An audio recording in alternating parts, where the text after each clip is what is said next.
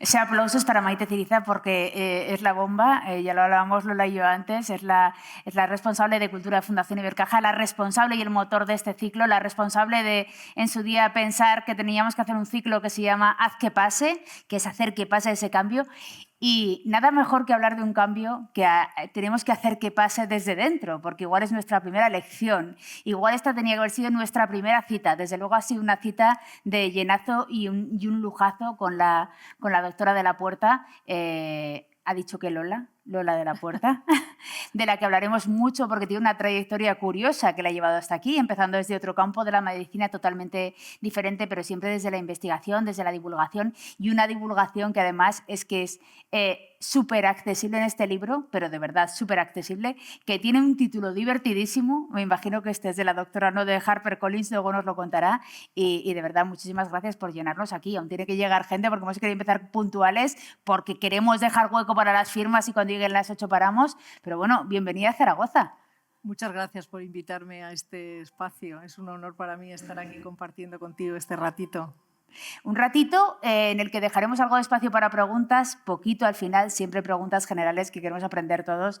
En un libro pues que decíamos eso, que es muy didáctico, alguno lo tendrá entre las manos porque Librería París ha empezado a vender ya y alguien lo tendrá y es divulgativo, es didáctico, está bajado al suelo, pero desde un rigor que es como trabaja la doctora, pero que empieza con una especie de reflexión que nos viene a decir eso, que el intestino es nuestro segundo cerebro, que ojo con la conexión, ¿no? Esa conexión cerebro-digestivo que es tan importante y en la que se centra al final todo este tema, ¿no? Y toda esta reflexión. Así es, yo muchas veces pienso en consulta, viendo casos clínicos y la importancia que tiene la parte emocional sobre la salud de la microbiota, muchas veces pienso que es el primero más que el segundo. Y es verdad que tenemos físicamente real, o sea, tenemos las neuronas que hay en el cerebro, las células nerviosas que tenemos en la cabeza, pues esas células nerviosas, esas neuronas, también las tenemos en la tripa y en una cantidad, además, el mismo número que tenemos de neuronas en toda la médula espinal es el número de neuronas que tenemos en la barriga, que están conectadas con las neuronas del cerebro en tiempo real, en milisegundos, que lo midió el Instituto Pasteur hace unos años, en milisegundos, conexión arriba, abajo, abajo, arriba, en tiempo real. Claro, yo la frase, la que cogía era de un neurocientífico de Michael Gerson, por eso decía que el intestino es el segundo cerebro, sí. pero hablar de esa conexión al final a la que se le presta tanto interés, y es el cerebro y todo lo que hay detrás, es decir, lo que pasa en el intestino no queda solo en el intestino, queda en todo al final. Esto es lo que queda claro aquí. Claro, impacta en todo, porque es esa conexión arriba, abajo, abajo, arriba, los pensamientos, las emociones, detrás de cada pensamiento hay una molécula. O sea, todo en el cuerpo es bioquímica, ¿no? Tanto lo físico como lo emocional. Y entonces, un patrón de microbiota desordenado, vamos a hablar de abajo arriba, un patrón de microbiota desordenado genera moléculas que a nivel central nos complican o nos pueden complicar las emociones. Hoy tengo la tripa mal, madre mía, a ver si se me pasa para mañana que tengo el examen, porque estás con la cabeza más espesa, y al revés. Estoy en modo mental con una preocupación, un disgusto, un tal, y el estómago se me cierra, me da diarrea. Esa conexión es bidireccional y en tiempo real. Y a mí me acaba de dejar alucinada la doctora porque lo acabo de visualizar. Me imagino que le ha pasado a mucha gente en la sala, ¿verdad? Estamos todos pensando lo mismo, la sensación esa de se me cierra el estómago, o el día que tengo que hacer un viaje tengo el estómago revuelto. Estoy nervioso. O cuando ocurre cualquier cosa, quiero decir, no es casual, es parte de esa microbiota que está estresada. Por lo general, ¿tenemos la microbiota estresada? Ojalá no, por desgracia sí. El guiño del segundo libro, del título de la microbiota estresada, realmente nosotros somos los que nos estresamos. Y el mal manejo de nuestro estrés es lo que desordena la microbiota. La microbiota está inflamada, está desordenada y la causa es el estrés. Ese es el quiebro, el guiño del título. La microbiota estresada es una microbiota desordenada, teniendo como causa, como gatillo, nuestro estilo de vida rápido, demandante, con el piloto automático puesto, todo para antes de ayer, ese estrés que muchas veces nos desborda, porque si vivimos en un escenario de manejarlo sin problema, eso no genera una microbiota estresada. La gestión del estrés que comento en el libro, el estrés no hay que evitarlo, hay que aprender a manejarlo. Eso es lo que permite que la microbiota no se altere asociado a eso. Pero si el estrés llega, se mantiene y nos desborda, ahí empiezan los problemas con la microbiota. Vamos cogiendo poco a poco consejos, y habrá más, porque yo había un momento, yo que soy muy de lentejas, pero de lentejas de la abuela, ya veo que eso... Que Vas no, bien, por ahí vas vamos bien, por ahí vamos bien, entraremos luego en eso, pero... ¿Cuál es el punto de partida del libro? ¿Cómo surge este libro? Porque al final todo esto surge de, hablaremos del caso, de la investigación, de la consulta, del equipo, de todo lo que hay detrás, de la doctora de la Puerta, que es una reflexión muy honda y no precisamente nacida antes de ayer, sino de años de trabajo, pero seguramente que este proyecto tuvo un punto de partida. El proyecto de la microbiota nace, que lo cuento al principio de este libro, como en torno al año 2000 se cruza en mi vida un máster que luego no llegó a nada, que era un máster de medicina biológica y antienvejecimiento, que eso sea que se lo ha llevado el viento sin que quede nada. Pero era un máster que a mí me pareció el planteamiento bueno, primero porque se hacía en el Hospital Ramón y Cajal y porque estaba organizado por la Universidad de Alcalá de Henares, con lo cual eran dos cosas que decía, bueno, no sé muy bien dónde me meto, que esto tiene una pinta rara, pero parecía impecable en el planteamiento. A ese máster nos apuntamos como 20 personas, no se apuntó nadie. Pero fue bonito porque fue el recorrido de entender la microbiota, o sea, entender la medicina desde por qué ocurren las cosas. O sea, era dar un paso atrás en tengo dolor, tómate un analgésico. Tengo acidez, tómate un antiácido. Entonces, este máster era un poco el cuestionar. Entonces, ¿pero por qué me duele? O sea, vamos, en vez de cada vez que me duele, pero es que me duele habitualmente la cabeza, todas las semanas y todas las semanas analgésico, pues a lo mejor cabe plantearse con ese paciente qué está manteniendo ese dolor, ¿no? Entonces era un poco ese dar un paso atrás, de pararse y reflexionar y bueno, pues no llegó a muchos sitios, como te digo, en muchas cosas, pero pasó la microbiota por allí y aquello me pareció tan increíble, o sea, se me encendieron todas las bombillas. Yo en aquel momento además estaba pasando un momento personal con un hijo mío en unas circunstancias que no terminaba de encontrar camino y, como te digo, se me encendieron todas las bombillas, pero en el año 2000 ponte a buscar microbiota en el mundo, o sea, por supuesto en España no había nada ni nadie que hiciera microbiota. Encontré un grupo de trabajo, me acuerdo, en Pensilvania y un grupo de trabajo en Alemania y me fui a Alemania. Y me fui a Alemania. Tal cual. Claro, pero me fui a Alemania un poco con el caso clínico de mi hijo en el bolsillo, pero con toda la curiosidad del mundo de decir, si estos son ahora mismo los mejores, que me cuenten. Porque o sea, yo entendía que por ahí iban muchas cosas y efectivamente empecé a estudiar, dejé mi especialidad anterior y en 2 años yo ya la cirugía se quedó atrás y empecé a meterme. Al principio además cirugía plástica, una especialidad además complicada, quiero decir, de mucho trabajo, pero de mucha haces una también. elección en un momento y dices tú, pues la cirugía plástica fenomenal. Pero fíjate, ahí también con la cirugía plástica una de las cosas que más me movió es te das cuenta, la cirugía plástica, los años de hospital sí hacías medicina, porque hacías cirugía reparadora, hacías cirugía oncológica, pero cuando ya estás en la privada, o sea, es que era todo estética. O sea, ahí te quedas como un poco un paso atrás en tu ejercicio como médico. Claro, siendo que al final cuando uno hace cirugía plástica piensa en todo ese universo pues efectivamente, de los quemados, de la plástica. Claro, en el hospital sí era esa medicina, pero cuando saltas a la privada esa medicina desaparece. Y entonces la microbiota me pareció como darle una oportunidad a la medicina. O sea, yo soy un médico muy vocacional y entonces dije, bueno, pues por aquí me parece que es mejor el camino. Y además de que me pareció tan alucinante todo lo que pasó y todo lo que fue pasando, que dije, bueno, yo esto lo quiero aprender y lo quiero aplicar. Y di atrás un paso con la cirugía y toda la microbiota. Y esto hace 25 años. Y de aquellos barros estos lodos y estas maravillas, sobre todo. Hablabas al final de buscar respuestas desde lo personal a lo profesional, a las cosas que nos motivan también. Hablabas del estrés, pero sí que es importante explicar que al final el estrés al que os referís en esto es un estrés que no son los nervios del momento, es decir, el estrés entendido siempre como la situación crónica, que es lo que se convierte en el problema, ¿no? Es decir, no el momento de nervios porque ocurre algo puntual, sino... Claro, un momento de nervios puntual Eso, el estrés es necesario, nos permite estar activos, nos permite resolver, salir de una situación, gestionar una... Todo eso, el estrés es necesario, pero el problema es que tú haces... La hormona que mete el pico de estrés es el cortisol, que lo sintetiza la glándula suprarrenal. Entonces, si todos los días arrancan cuando nos despertamos, es un pico de cortisol quien nos despierta. Entonces, ese pico de cortisol a lo largo del día, depende de lo que ocurra, va haciendo pulsos de secreción, porque es una hormona que se segrega en pulsos, pero hay gente que es que le mete el primer pico y ya no lo baja. Ese es el problema, porque vas encadenando no solo circunstancias, sino cómo te enfrentas a esas circunstancias.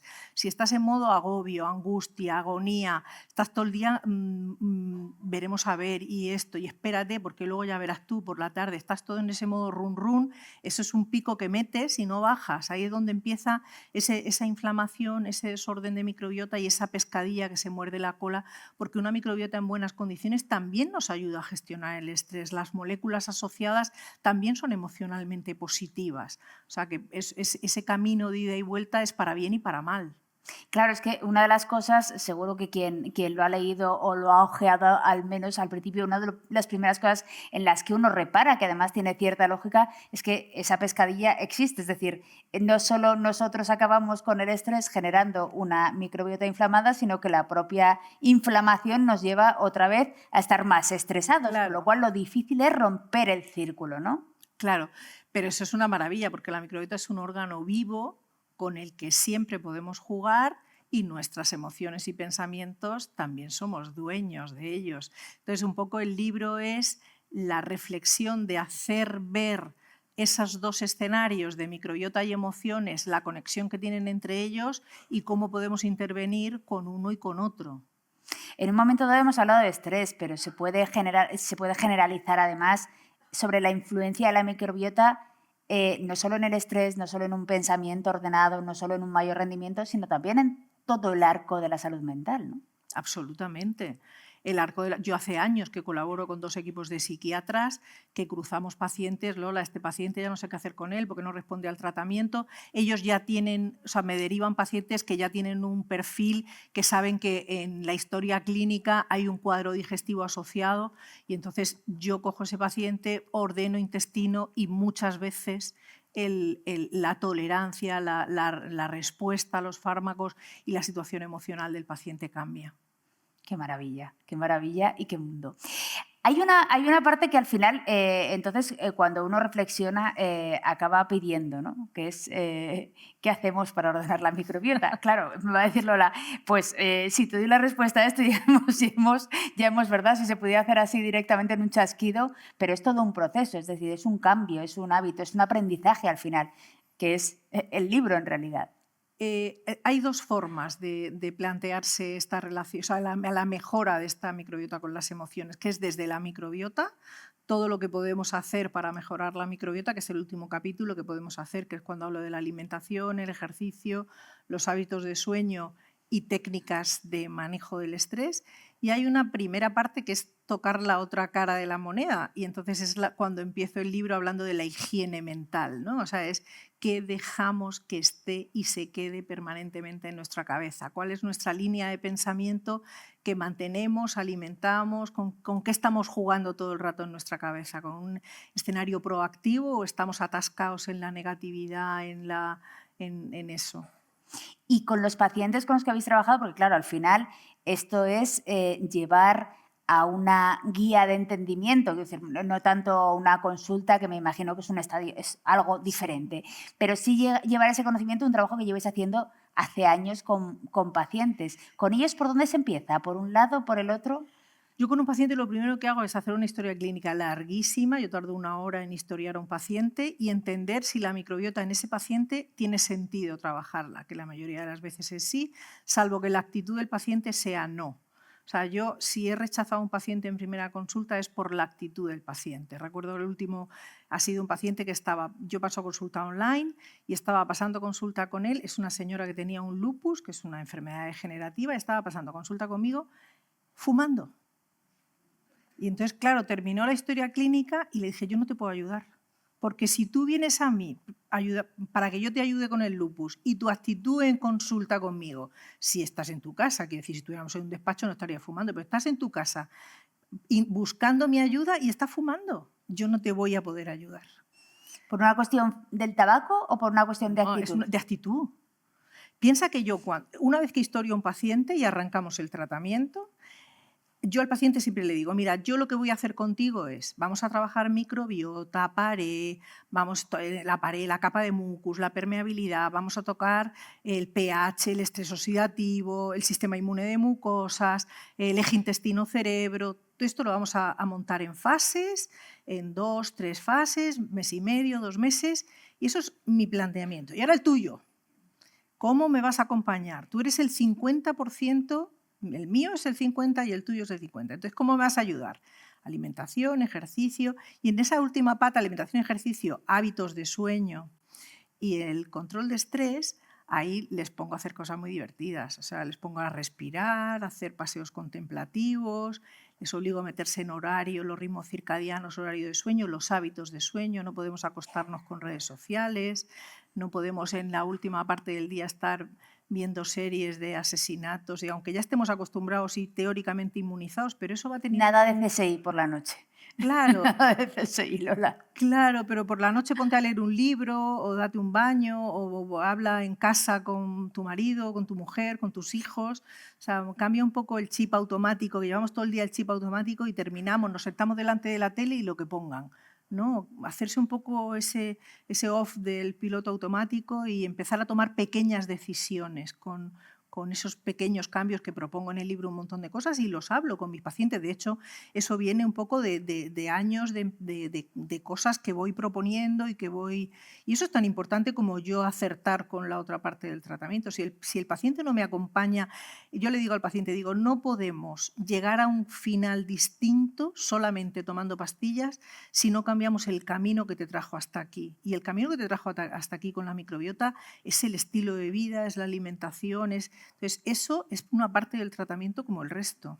Porque al final tiene que ver con lo que decías, cuando fui a Alemania fui a buscar razones. Al final uno cuando se pone en vuestras manos tiene que buscar las razones de aquello, las razones que igual es la falta de descanso o falta de higiene del sueño o el estilo de vida o también en algunos casos los alimentos o hasta el tabaco que has citado. Sí, todos los tóxicos, fumados, bebidos, respirados, de todo tipo. Yo como ya he dejado de fumar, puedo ahora liberarme.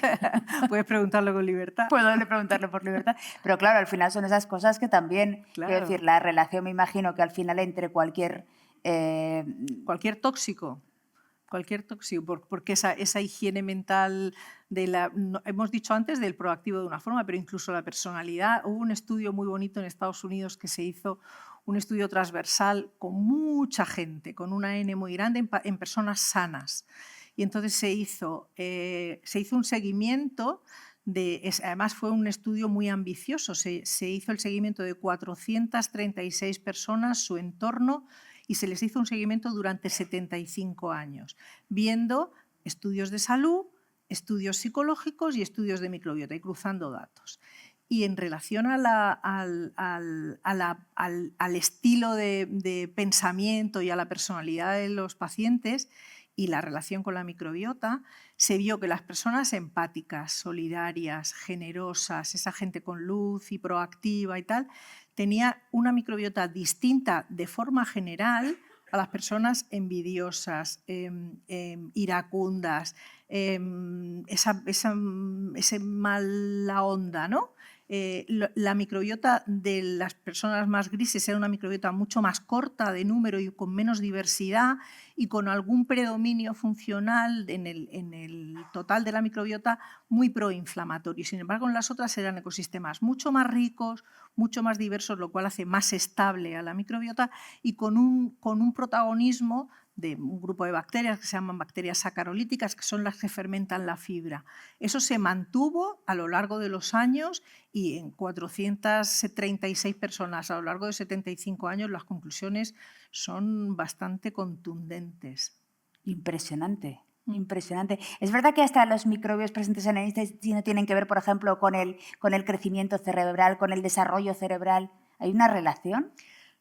Directa. Cuando nacemos, el cerebro es inmaduro y uno de los factores que de forma más determinante contribuyen a la maduración del cerebro es las moléculas que produce la microbiota, sobre todo un tipo de molécula que se llaman ácidos grasos de cadena corta, que son los que atraviesan barrera hematoencefálica y van ayudando, van señalizando esos procesos de neurogénesis y maduración del cerebro.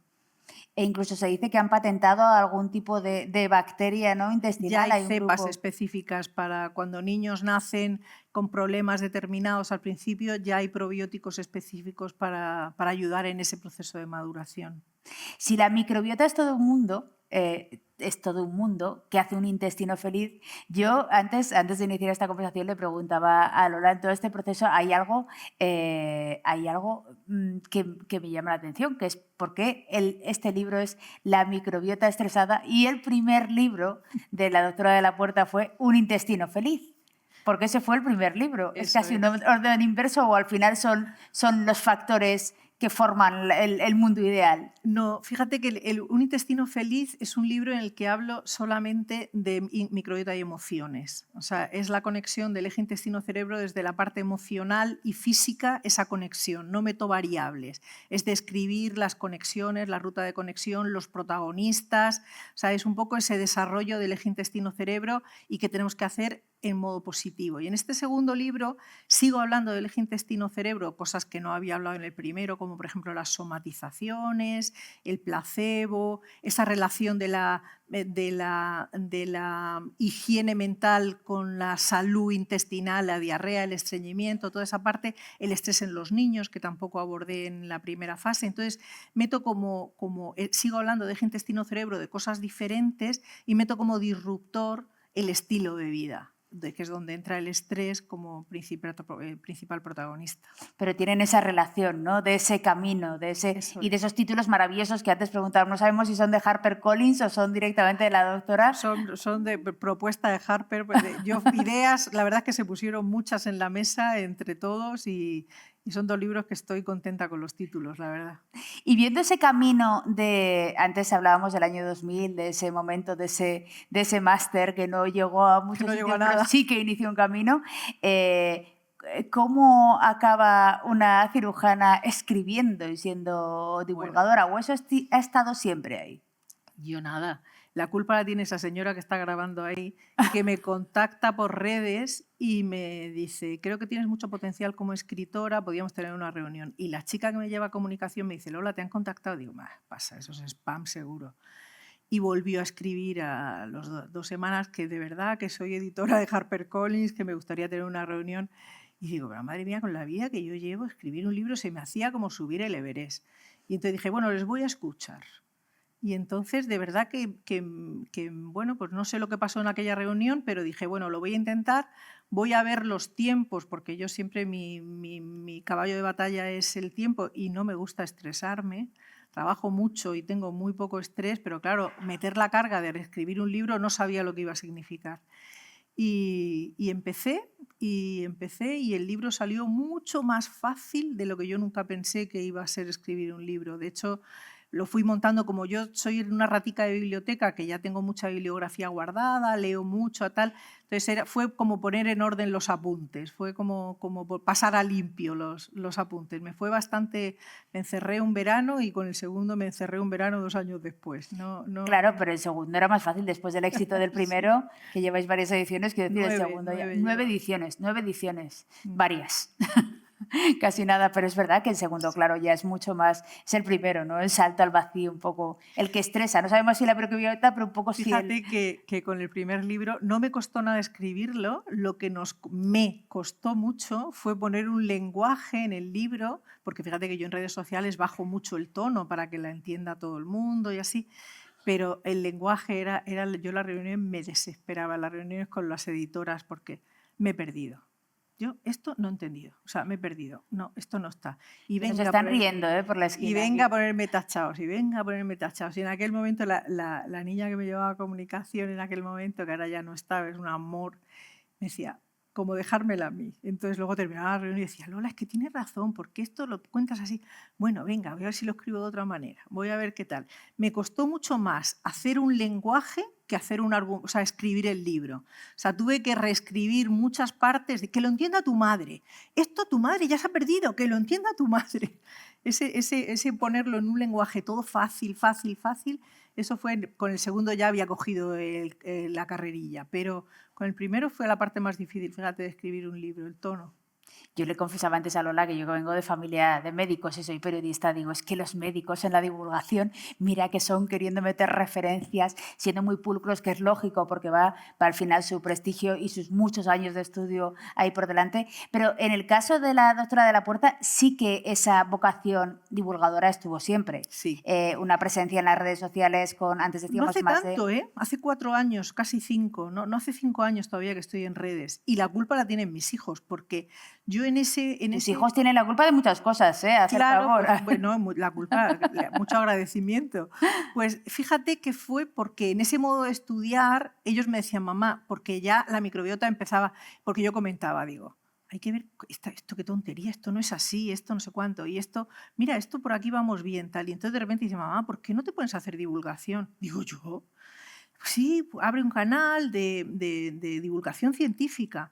Y entonces se me ocurrió la idea, digo, venga, vale, divulgación científica es divulgación científica. Entonces, de lo que yo voy leyendo los viernes, que es mi día de estudio, digo, venga, pues voy seleccionando los artículos que piense que son más facilitos, selecciono, traduzco, resumo y hago un apunte tal en un lenguaje que tal y siempre con un artículo de referencia. Yo publico un post de microbiota cada mañana a las 8 y siempre voy con un artículo científico, con lo cual cuando empiezan los comentaristas siempre de meter el dedito en el ojo, digo, no hable, o sea, no me estás, yo a mí no me digas nada, porque yo, o sea, soy rigurosa con lo que dice el artículo, no mi opinión, que llevo 25 años haciendo microbiota, que ya podría tener un valor por los años que tengo de experiencia. Nunca pongo, bueno, alguna vez he podido hacer en los comentarios algo de mi experiencia tal, pero en los copies voy con el rigor de lo que dice el artículo. Entonces digo yo, contéstale a Nature, a Gut, a Science, a New England, a los World Gastroenterology. Ahora que te va a costar un trabajo, quien quiera claro, o sea, a mí no, discutir contacta con los autores y peleate con ellos. No, pero claro, es que antes explicaba Lola precisamente todo ese trabajo de yo no opino nunca, yo intento hacer divulgación pura y dura.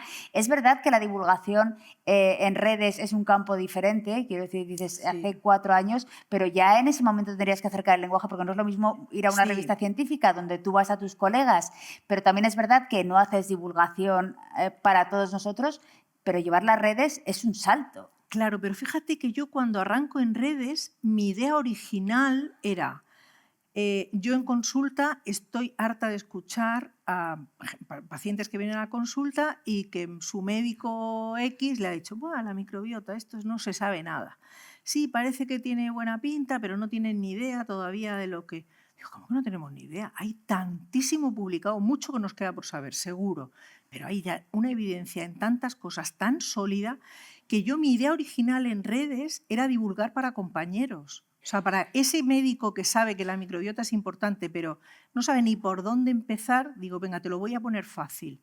Cada día un artículo para que leas. Y además toco temas, si alguien me seguís en redes, toco temas de muy diferentes, de fáciles. Luego es verdad que se me llenaron las redes de público general y entonces todavía he bajado un poquito más el tono. Sigo con esa misma forma de hacer divulgación, pero ya meto artículos pues, de la remolacha, de cosas un poco más para que uno pueda aplicar no solo en la polineuropatía, no sé cuánto, la microbiota tiene una relación, sino en cosas prácticas que se puedan aplicar al estilo de vida y que la gente pueda poner en marcha cada uno con su vida.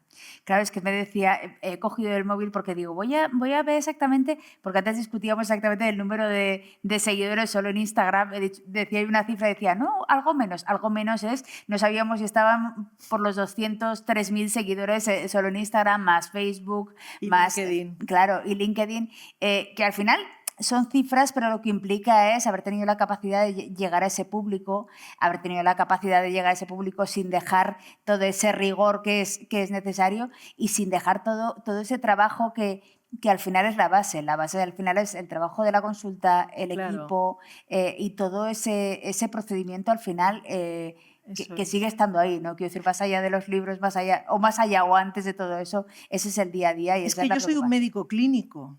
O sea, yo soy un médico clínico. La divulgación llegó después y ser escritora ha llegado después. Y ahora es verdad, ahora te comentaba antes que yo vengo de la Feria del Libro de Colombia, que he llegado el sábado, y es la primera vez que yo me he sentido casi más escritora que médico. Incluso en los desayunos de autores ha habido compañeros, escritores, que se han ido de allí sin saber que yo era médico.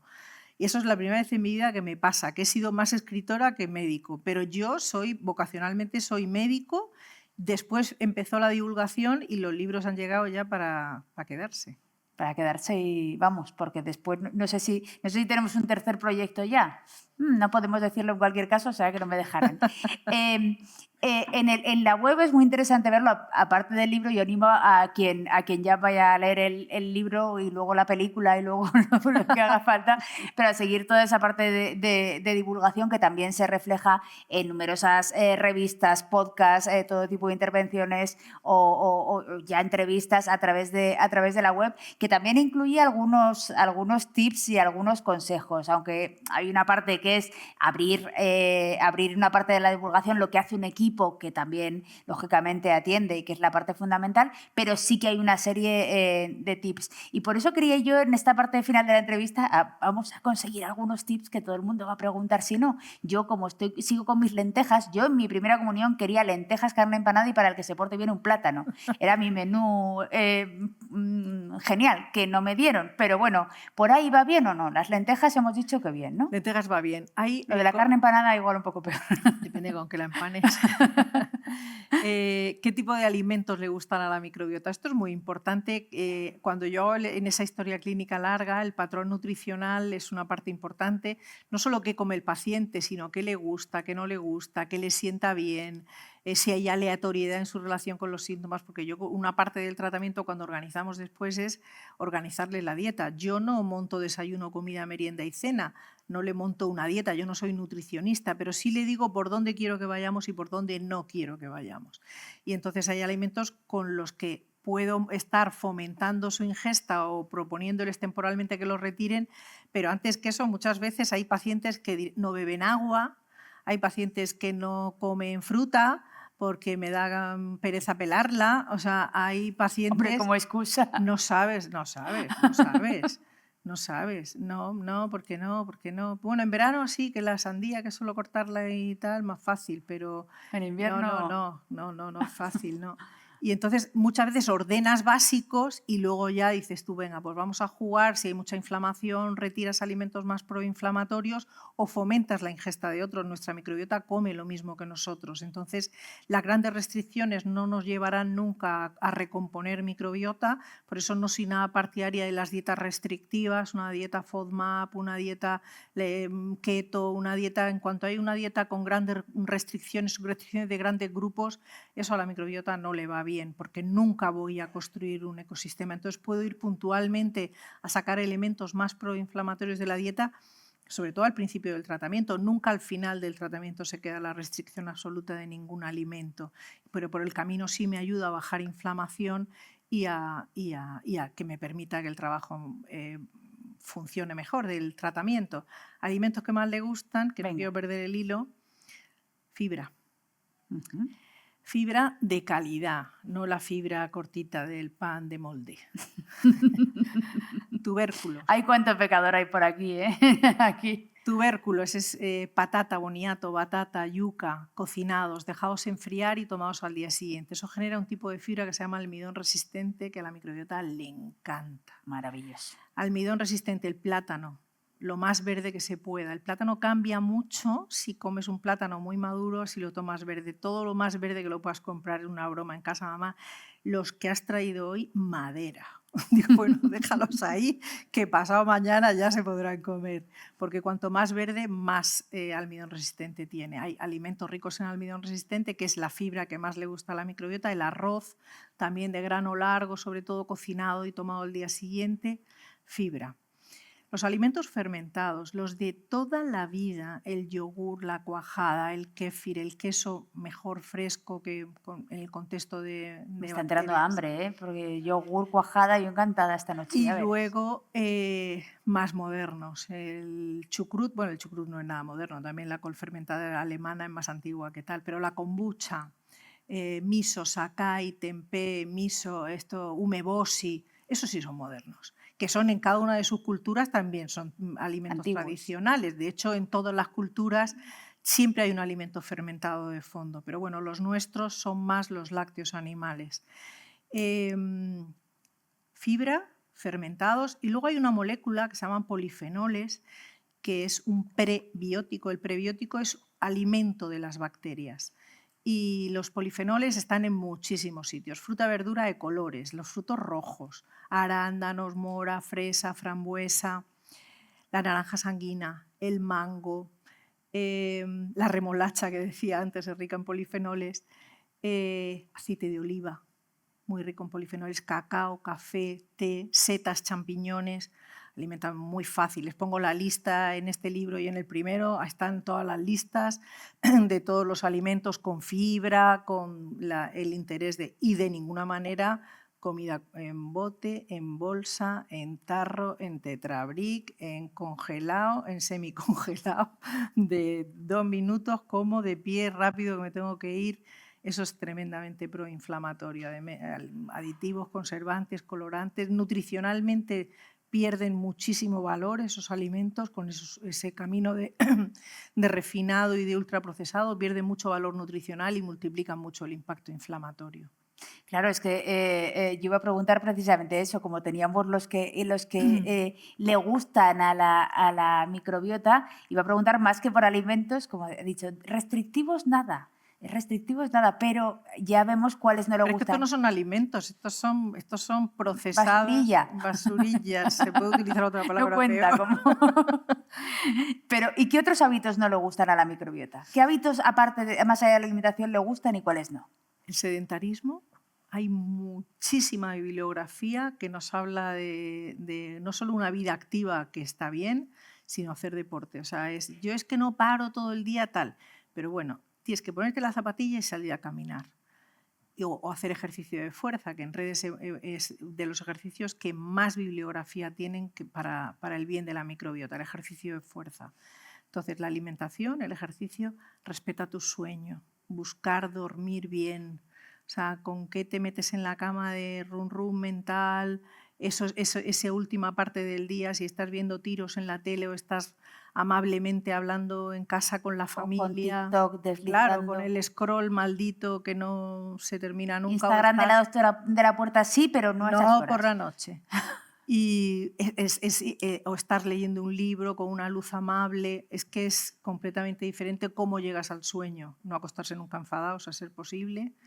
Y el respeto por los ritmos circadianos, salvo que tengas un horario por turnos salvaje que no tiene más remedio laboral, hay que acostarse y levantarse a la misma hora, sea sábado o sea martes, con una franja, recomiendan los neurólogos, de no más de media hora para mantener esos ritmos circadianos, porque los ritmos circadianos es en el cuerpo, ocurren cosas diferentes durante el día que durante la noche. Nuestro cuerpo funciona diferente y hace cosas distintas, también nuestra microbiota. Y por la noche la microbiota resetea. Es como hacer un backup cada día, ¿no? Entonces, por ejemplo, yo me puedo tomar un antibiótico, me puedo hacer una colonoscopia, puedo hacer un pico de estrés en un momento determinado que dañe la microbiota y la microbiota ella sola tiene recursos para recuperarse frente a esas agresiones. Y para eso, para esa resiliencia de nuestra microbiota, necesito dormir. Qué importante es dormir, que es un alimento más, ¿verdad? El mayor alimento de los posibles. A mí me encanta porque la doctora de la Puerta ha dicho una cosa que es un consejo básico para mantener bien el amor. No irse nunca a la cama enfadados, pero también sirve para la microbiota. O sea, que está probado que es un consejo antiguo de esos que te daban conectados, pero estar conectados es importantísimo. Yo voy a dejar ya mis preguntas porque hemos decidido que vamos a intentar dejar un poquito de hueco para que se puedan hacer algunas preguntas. Hola, buenas tardes. Buenas Mi tardes. pregunta es muy concreta. Para un buen sueño, para ayudar a conciliar un buen sueño, ¿qué alimentos son interesantes que tengan tristófano a tomar hacia la noche? Y otra cosa, ¿mejor tomar fruta cocida que cruda? Yo no recomiendo tomar alimentos crudos por la noche.